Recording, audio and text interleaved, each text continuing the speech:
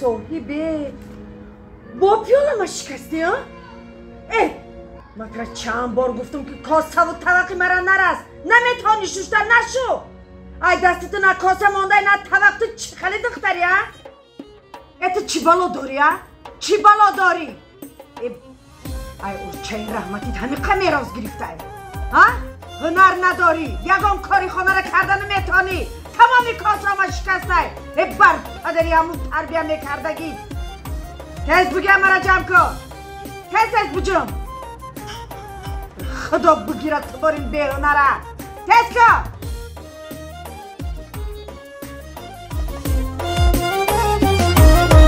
ای نیمی جگرو می جوانی مش در مزار ای او چکی ندارم بیلکم پرزی غبار ای دخترارم بینم کناری و چشان ای میگم کی روم آغوش کنم خاکی مزار ای دخترارم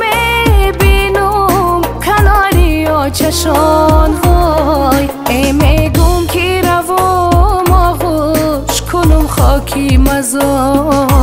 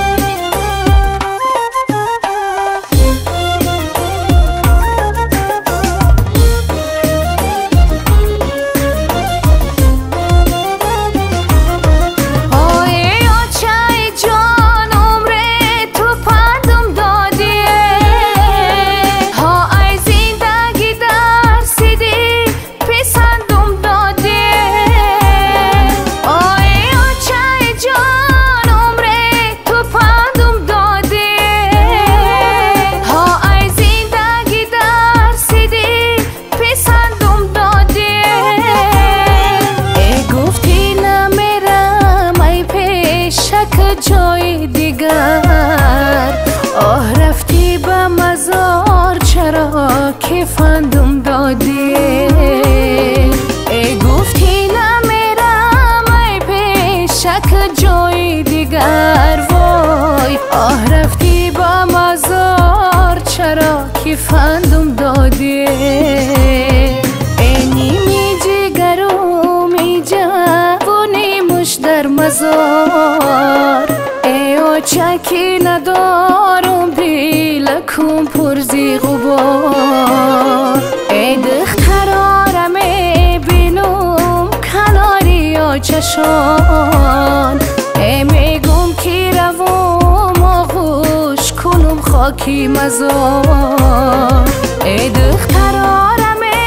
بینم کناری و چشان وای ای میگم کی روم آغوش کنم خاکی مزار